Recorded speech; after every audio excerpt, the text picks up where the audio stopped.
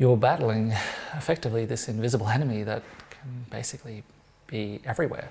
It's dampness and mold. It's everywhere. You know, there's mold on the International Space Station. You can't escape this, right?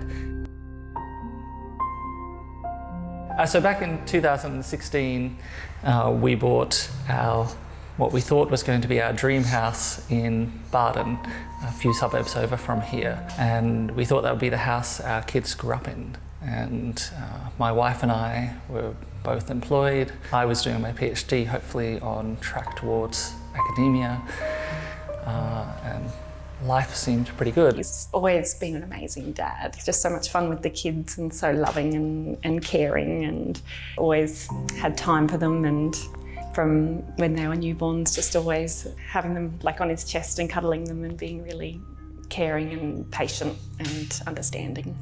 Brisbane awoke this morning a smaller city as the river slowly swallowed whole streets and suburbs. In 2011, there were the very significant floods here in southeast Queensland involving the Brisbane River. There was a lot of houses in the lower lying suburbs that were completely flooded as well. People were hearing the lady scream, and yeah, it's just horrendous. The past few days have been very harrowing indeed, and that there are still more dark days ahead. People needed help, so you go and help. So I went out with a friend and we were volunteering in one of the worst hit suburbs where some of the lower houses had basically been completely submerged. But I had a number of symptoms that started right then. One of the worst was probably chronic insomnia that started from that very night. I never actually slept, and I very much struggled to fall asleep and to get a sufficient amount of sleep for about the following 9 years. And then we moved into our house at Barden in 2016, and that actually did have some pre-existing water damage. And at that point, we had basically water coming through the ceiling in our kitchen and in our living room. And the kids were running around with sort of, cups and pots and pans trying to collect it. And it was very shortly after that, my entire body just started to seem to fall apart. The first was a very severe headache, really migraine territory. And that remained constant for 4 weeks straight. It seemed like there was this constant tremor in my body. It got to the point where I simply couldn't handwrite anymore. Well, I just simply couldn't control my hand properly. I started to get strange chest pains as well that were worrying enough that I took myself down to emergency at the local hospital, almost like I was covered in something like a rash. I was struggling incredibly with basic things like memory. At one point I told a doctor I couldn't remember a single memory of my children from their entire lives from the past 8 years. I wasn't the same person that my wife had married. I wasn't any kind of happy or loving personality. I wasn't the father that my kids were used to either.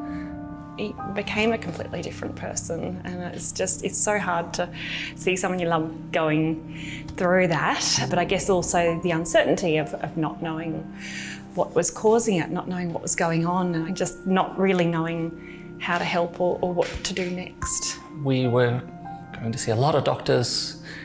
A lot of the standard blood tests were coming back normal. There's a frustration that you feel sicker than you've ever been in your life, and you simply weren't getting anywhere. And you start to get doctors looking at you like you're making up, like it's all psychosomatic. And you sort of get to a point of sheer desperation, really. That's terrifying. Yeah. When I heard that it was mould causing the issue, I was really surprised initially. It honestly hadn't occurred to me. I still have moments of thinking, this is utterly insane.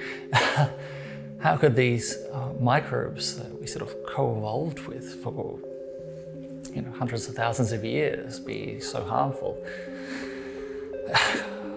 But it's a strange situation.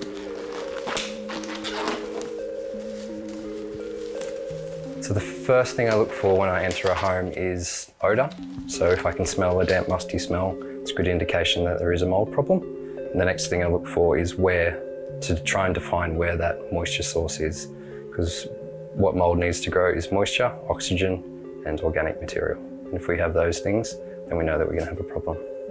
The species of mould that's harmful to human health are the ones that are mycotoxin producing, and they're the ones that people need to be aware of. So we've got some white mould growth along the curtain here, which is Aspergillus penicillin. On this wall we know where the moisture is. If we come across certain scenarios where there's been water damage for an extended period of time, and we start to see things like stachy, which is black mould, and that's the toxic mould. So people who aren't particularly susceptible to mould, they can be living in a house and not know that it's there. Then someone who is a little bit immunocompromised comes into the house, then they'll start feeling those health effects. So the most severe cases that I've seen in people's homes following a severe flood event, you've got houses who have been submerged in water. You've literally got 24 to 48 hours to dry before we get a mould issue. So it's extremely difficult to fully get rid of mould. If you do have a moisture problem, get it fixed straight away. Based on my experience the past 5 years, I'd say that hundreds of thousands of homes are affected in some capacity with mould. Chronic inflammatory response syndrome is a condition which affects the whole body when certain individuals have been exposed to a water damaged building. And so it's not just a runny nose or sore throat or some of those localized symptoms that most people associate with mold-related allergy, but it's something that can affect any part of the body and is often quite debilitating. Certain people are genetically predisposed to getting CIRS. There appears to be a genetic susceptibility in around 24% of the population. Some really common symptoms are fatigue, anxiety, abdominal pain, insomnia. There can be skin rashes, diarrhea or constipation, and there can be something called brain fog, which is a term we use when people's memory and concentration and their ability to take in new information is really badly affected. So it can be very severe in some cases. It's a little bit of a silent syndrome for many people, and often they go to many doctors and practitioners until it's finally diagnosed. Well, they can lose their whole life. They basically all of a sudden are no longer able to live in the home that they may own or that they're renting. They may not be able to work anymore. They may have huge financial losses, like it's very expensive to get treated for this condition at the moment because most of the medications and tests and so on are not available on Medicare. Dr. Scott McMahon in his paper in 2017 suggested that the prevalence of this condition in America may be up to 10 to 12% of the general community, which is huge. It's actually more common than asthma. So that would take us to, to millions of people. CIRS is not an accepted medical complaint in Australia from both neither the Department of Health nor the Royal Australian College of General Practitioners recognise it as a distinct syndrome. While it could be an existing syndrome, the evidence for it, as far as I'm aware, is not very strong. Well, it's a relatively new condition. It still hasn't hit the medical schools as yet. And it hasn't really hit into the mainstream medical education as yet. And that's because it takes a certain amount of time for new research to actually filter down into medical education. As it stands at the moment, there is no good link between mould exposure and symptoms that have been described.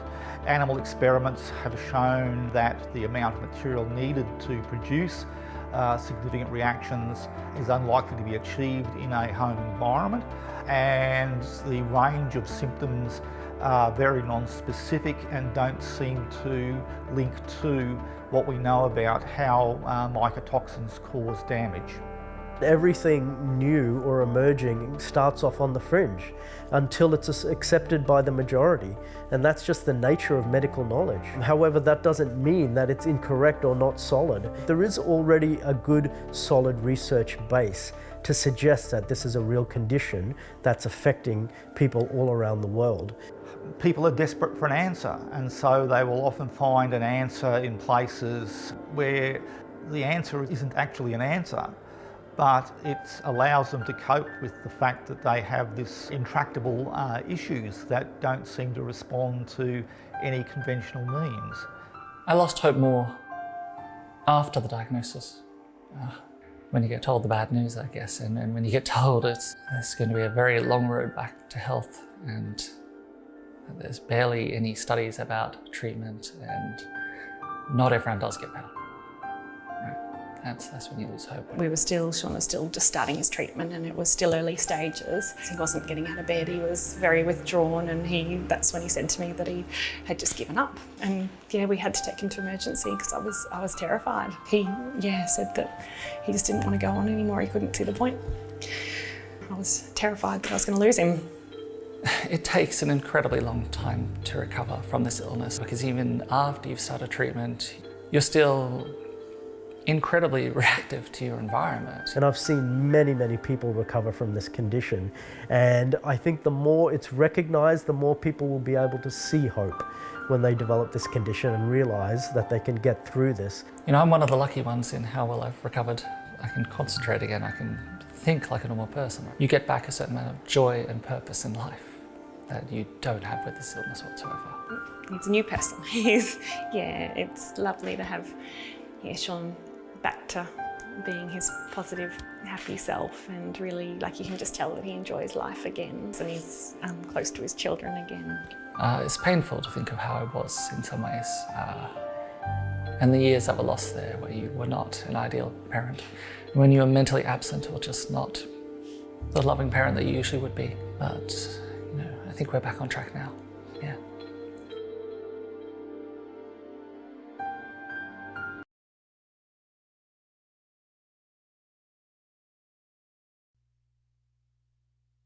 Some common allergy responses to inhaling or touching mold include sneezing, a runny nose, red eyes, or a skin rash out of nowhere. Texas is currently #1 in the nation when it comes to mold issues. The way homes are currently constructed is one of the main reasons some homes have excessive moisture. Mold can cause sickness and can be dangerous, but before listing out the dangers of mold and how you can treat it, let's discuss exactly what mold is. Emily Rachel, co-owner of Texas Mold Inspectors, speaks on what mold is. Because its whole job is to decompose, dead trees and stuff. But indoors, it's a symptom that there's excess water or moisture present, because mold growth won't grow unless there's actually water or excessive moisture for at least 24 to 48 hours.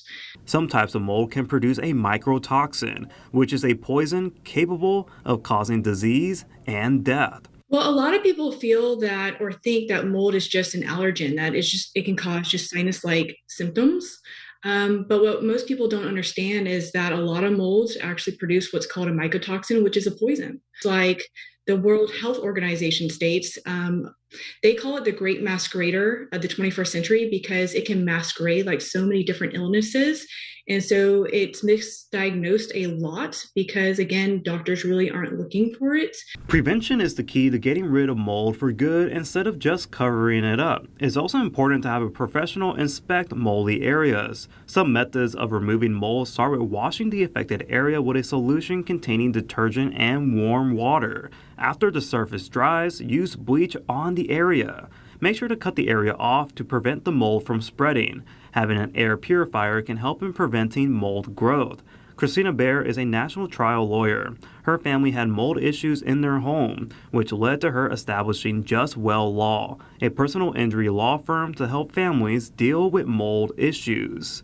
A year and a half ago, we discovered toxic mold in our house. And what I just described with the roofer had happened to us. And it turns out that our whole house wasn't flashed properly. And we found 8 feet of chitomium in our kitchen and 26 square feet in our HVAC. And my family became very, very sick. And I started putting the pieces together that it was because of this toxic exposure. So I had a kid regressing in developmental milestones. I had another kid who started having extreme mood swings. And my firm, which is called Just Well, we field calls from all over the country. And we're hoping to raise up an army of litigators in every single state to handle these cases, because we believe that the people who have been affected by toxic exposure need compensation, and also we need to have accountability for the builders and the remediators and the people who aren't taking this seriously. It has become a very, very big problem, and it makes families very, very sick. When it comes to insurance, Christina says the industry excludes most mold claims. I am alarmed. I continue to be alarmed by the insurance industry. The insurance industry mostly excludes mold claims. And I think that's terrible, because when you have toxic mold, you have often permanent injury. It is exactly the kind of catastrophic event that you need coverage for.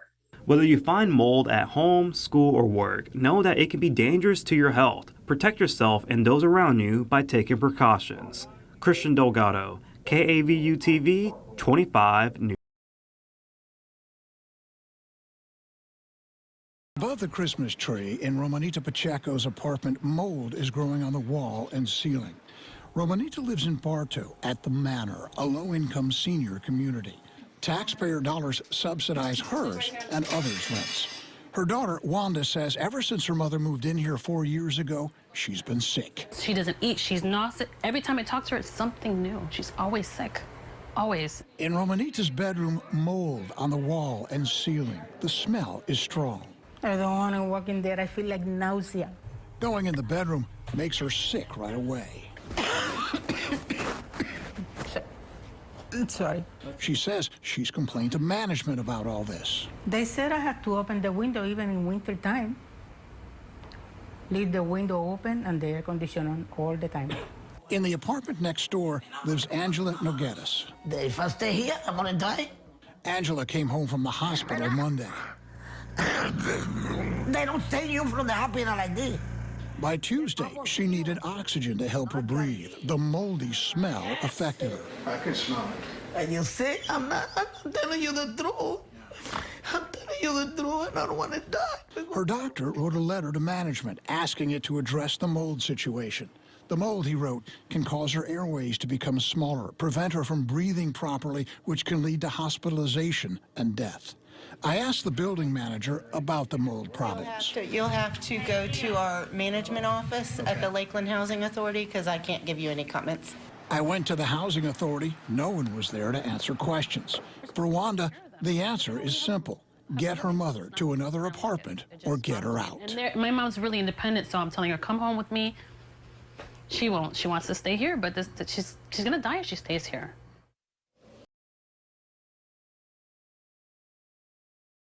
CBS 46 investigates a dangerous problem on a movie set in Metro Atlanta. The problem is bad enough for crew members to fear for their lives. They say it's mold, black mold. CBS 46's Jamie Kennedy spent months investigating the problem. He joins us live outside of the school, Jamie. Sean, air test results inside the building showed mold levels so high that workers could have only been safe wearing proper protective gear.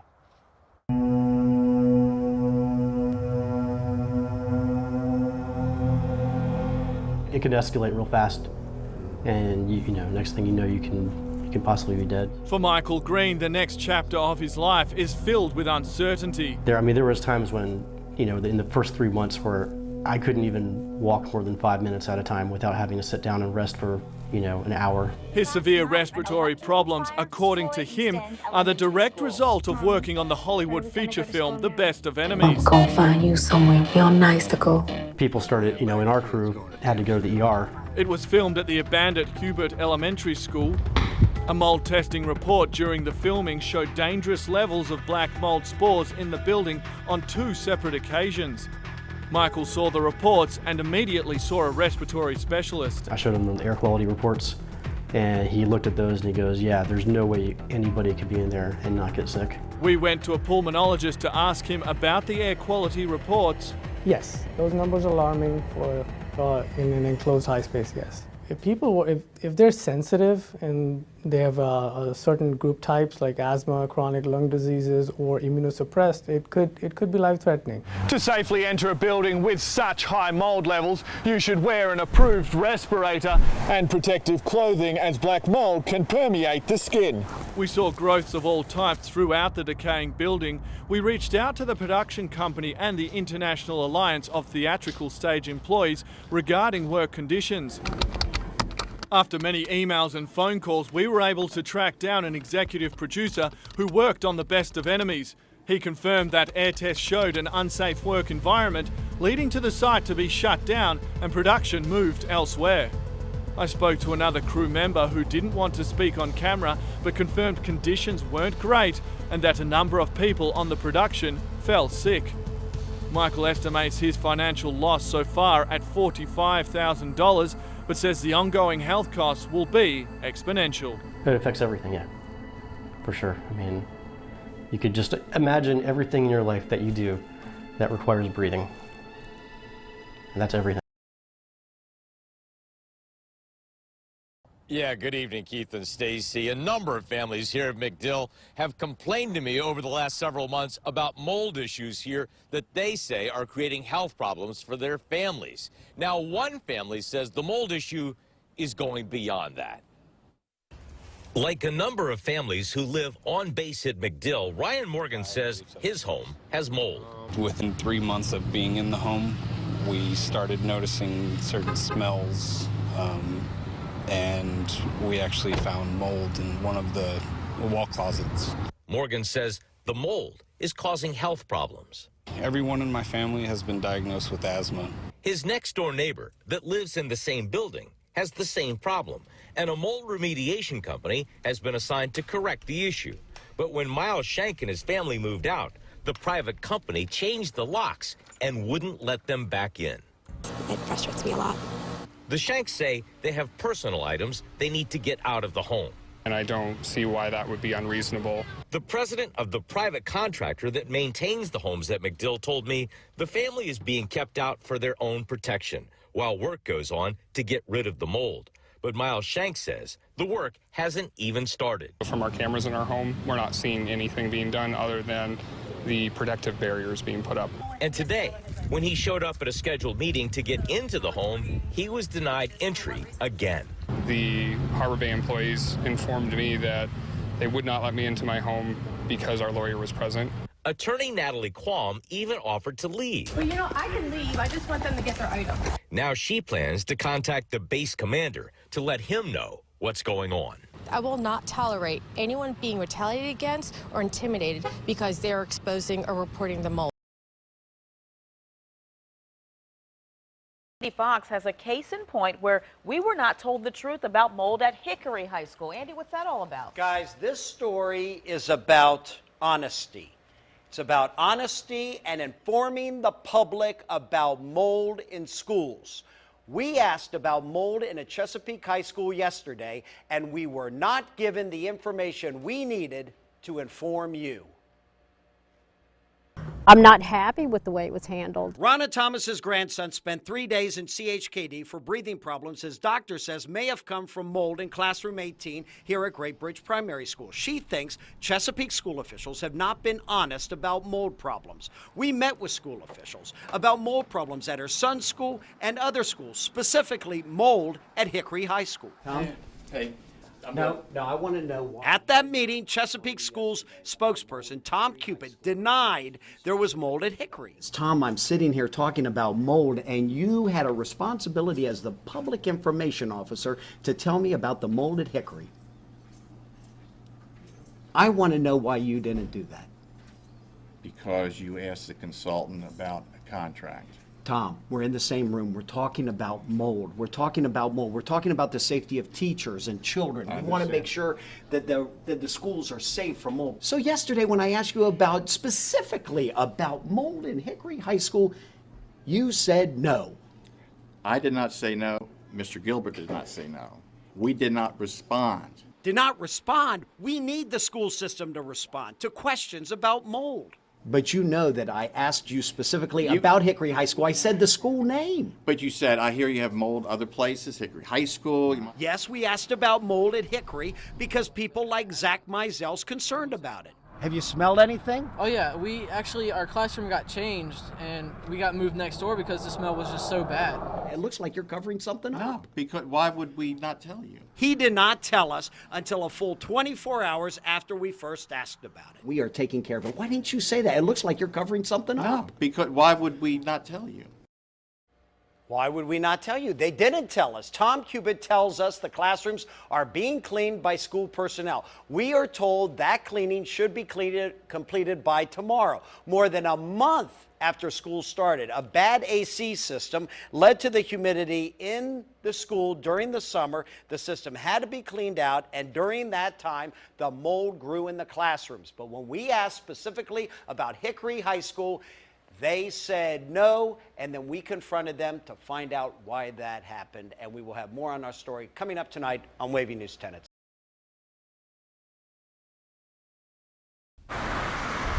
Kept getting worse and worse and worse, and I told him, I said, that's coming through on the ceiling. Can you imagine what's in between both floors? Segura Jenkins lives at the Townsend Apartments, where mold has persisted in his bathroom. You can see the mold problem has grown, and he says he developed a cough that at first he thought was COVID. This is Jenkins on the phone. Yeah, I didn't have a call from that far.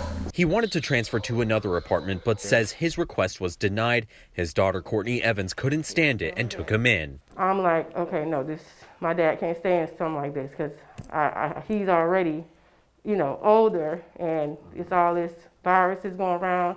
You can't be living with mold, and his immune system is already compromised. So it's like, I don't know. So I just want something done. On Your Side reached out to management. Their claim is they couldn't enter due to a security system, but the family disputes this, saying the alarm was deactivated. But Thursday, a team of 7 people checked out the unit. Jenkins says the matter is urgent. Like I told him, I said, you don't care about my life, but I do. It doesn't mean anything to you. It means a whole lot to me. And it just kept getting worse and worse and worse. And I told him, I said, that's coming through on the ceiling. Can you imagine what's in between both floors? Management says they plan to resolve this, but did not give a time frame. Troy Kless, First Coast News, On Your Side. That would concern me too. Thank you, Troy. We're talking about toxic black mold. Some people can handle it, 1 in 4 people can't. Gina Lopez of Santa Fe is one of those people. And what they understand about From it. a healthy young mom to a disabled woman fighting for her life. They can kill you. It can definitely kill you. Gina Lopez lived with toxic black mold secretly growing in the ceiling above her bed for years. Problems surfaced 3 years ago when she couldn't remember parts of her day and she had trouble talking. One day it hit me where I was stuttering so bad, I couldn't talk, couldn't walk. So enough to where they took me to the emergency room. Gina says doctors were stumped until her daughter, Victoria, slept in her bed for a short amount of time, and the 14-year-old started having the same symptoms. In the years since, a lab confirmed it was toxic black mold. Gina has been diagnosed with chronic inflammatory response syndrome, causing her legs to swell. Gina also had cysts and tumors on her brain and in her spinal canal. It's so hard. I hate it so much. There was a point in time where I couldn't explain to anybody what was going on, and my kids had to sit there every day and watch me, my health failing. And none of the doctors could tell me what was wrong. Mold illness is not taught in medical school. Doctors say there's still much research to be done. Gina was referred to a doctor in Roswell who is only one of 4 physicians in the United States certified to treat mold illness.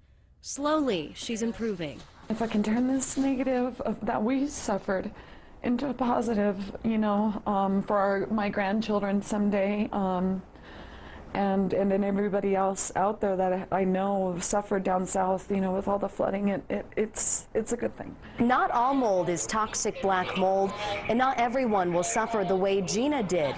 If you fear that this mold is growing inside your home, make sure to have it tested. Colonel Kenyon Bell is aware of the major mold problems inside military homes on Tinker Air Force Base. I've seen them personally, the conditions that members are living in, and it is unacceptable. He said recent town hall meetings and congressional hearings addressing poor conditions at privatized housing has forced them to take action. In some cases where the home is uninhabitable, we're working with BBC to move families out of those homes. But Rachel Cole says she's heard that before. As families move out, she says moldy utility rooms, baseboards, and cupboards are being painted over. We've been trying to get the testing done to see what's in our bodies, and everyone on base is denying referrals. Cole says Tinker is denying crucial health care testing she says is fully covered by insurance. Each individual case has to be addressed through the medical treatment facility. You can't just do a one-size-fits-all. Bell says the base is working with the management company to improve upkeep procedures and hire quality maintenance technicians. But attorney Woody Glass is representing 20 families filing suits, saying months, even years of complaints has fallen on deaf ears. They haven't got the answers that they deserve, nor have they received the help that they need. They just keep telling me, oh, it's nothing, it's nothing, it's nothing. But it is something. Mold is bad. Pictures of black mold on the water heater, the doors, and the carpet. This is mold. This is what leaked here. We wanted to see it for ourselves. I don't want to touch too much of it. And there it was. But this is the flooring they removed out of here, which is mold. Anita Moore has been living at the retreat at the McAlpine Creek apartment complex in Pineville for the last 4 years. It's just been very stressful for me, and I just want to get out of here. She says a water leak went unrepaired for months and has left her apartment in bad shape. We reached out to the retreat apartment complex, and according to this statement, they say, "We take these matters very seriously and taken steps to address what appeared to be damage from a leaking water heater." But Anita says the mold is making her so sick, she's now unable to stay at the apartment. I couldn't stay here under these conditions. Tiny dark spots have been photographed on ceiling air vents and on some of the walls at Bennett Elementary School in Fort Lauderdale. Because I had to pull my daughter out of school because of suspected mold. Kids were having seizures, teachers were horribly ill, and I just thought, hey, there's something environmental going on. I need to look into this. And over the past 6 months, Summer Weinstein says she's uncovered a sickening problem at this school and several others in Broward. Suspected toxic mold. Her 9-year-old daughter with special needs is now homeschooled over the matter. They can't tell you that they feel sick. They can't tell you that their heads hurt. They can't tell you. And how dare they put these children in that position? Today we spotted a cleaning crew at Bennett on the same day that county health inspectors visited the campus. In fact, school board records show mold remediation work has been conducted at the elementary school several times since the summer of 2016. But this concerned parent believes it's only patchwork and the mold has either been covered up or never fully removed. She says the school's own teachers have filed complaints over exposure but are now afraid to speak out publicly. They're afraid of retaliation. They're afraid of, losing their jobs, yet they are forced to work in these sick buildings. And now her hope is to convince the very school board that oversees the facilities in question to make a healthy, powerful change. I want to let them know they're not going to get away with this. 11 students in Greencastle are still in limbo as their school building battles a mold problem. At tonight's school board meeting, members said they do not know when Tezonicus Intermediate School will reopen. We've been following the situation since August when the mold was first discovered. Kids have been going to class at other schools. Since then, parents tell RTV6 they are frustrated. What are we going to do about preventing it the next time? Because you guys are going to be you have a plan now to stop this and to eradicate one building. My concern is you have 7 other buildings. The board hopes the school can reopen after fall break, which is the 3rd week of October.